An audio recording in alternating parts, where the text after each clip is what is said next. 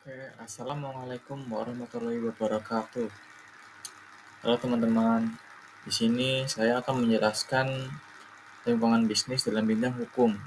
Ini lanjutan materi dari yang video pertama tadi, yang itu yaitu dalam bidang teknologi ya. Kalau yang ini bidang hukum. Oke, sebelum itu ada kata pepatah kalau tak kenal maka tak sayang. Maka dari itu, perkenalkan, nama saya Desta Nandika Rajendra Maheswara dari Universitas Amikom Yogyakarta dengan NIM 23.11.5907. Saya dari Prodi S1 Informatika. Oke, kita langsung lanjut ke materinya ya teman-teman. Lingkungan bisnis dalam bidang hukum. Lingkungan bisnis dalam bidang hukum merujuk pada seluruh faktor eksternal yang mempengaruhi operasi dan keberhasilan perusahaan dan dari perspektif legal.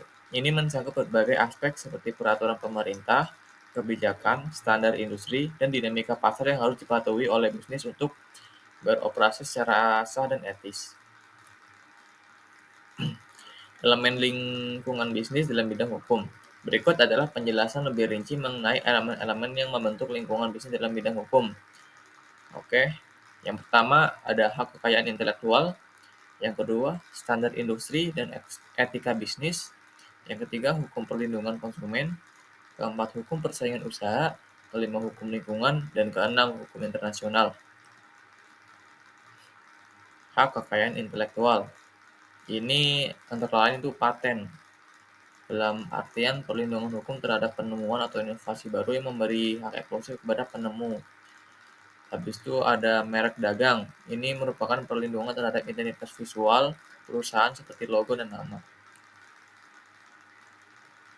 Standar industri dan etika bisnis. Ada standar praktik, yaitu panduan atau aturan yang ditetapkan oleh asosiasi industri tertentu yang harus dipatuhi oleh anggotanya untuk menjaga integritas dan standar kualitas. Yang kedua, etika bisnis, yaitu prinsip-prinsip etika yang memandu perusahaan dalam beroperasi seperti tanggung jawab sosial perusahaan, transparansi, dan kejujuran. Oke, di sini ada hukum internasional, di mana perdagangan internasional yaitu aturan yang mengatur transaksi lintas negara termasuk tarif, bea cukai, dan regulasi ekspor-impor. Kemudian ada kesepakatan bilateral dan multilateral, yaitu perjanjian yang dibuat antara dua atau lebih negara yang mempengaruhi operasi bisnis internasional.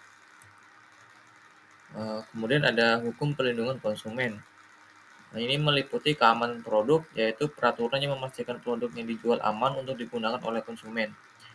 Habis itu hak konsumen hukum yang melindungi hak-hak konsumen terhadap praktik bisnis yang tidak adil, penipuan, atau produk yang cacat. Oke, ada hukum persaingan usaha, meliputi antitrust, dalam artian peraturan yang mencegah praktik monopoli dan menjaga persaingan sehat di pasar. Kemudian persaingan tidak sehat, hukum yang mengatur praktik-praktik bisnis yang dapat merugikan pesaing secara tidak adil seperti dumping dan kartel. Kartel tuh ya yang seperti ada di Meksiko, di Brasil gitu ya guys, yang biasanya tuh orang-orang di sana tuh uh, jadi buronan. Kemudian ada hukum lingkungan, peraturan lingkungan, yaitu undang-undang yang mengatur dampak operasional bisnis terhadap lingkungan, seperti pengelolaan limbah, emisi, dan penggunaan sumber daya alam. Kemudian ada kelestarian, yaitu kebijakan yang mendorong bisnis untuk beroperasi secara berkelanjutan dan ramah lingkungan.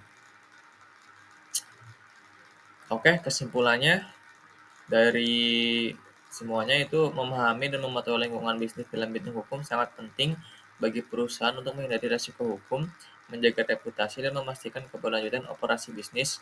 Perusahaan yang seringkali memperkerjakan ahli hukum atau konsultan untuk membantu mereka menavigasi kompleksitas ini dan memastikan kepatuhan terhadap semua regulasi yang berlaku. Oke, teman-teman, mungkin cukup sekian dari saya. Jika ada kesalahan kata, mohon dimaafkan. Oke, assalamualaikum warahmatullahi wabarakatuh.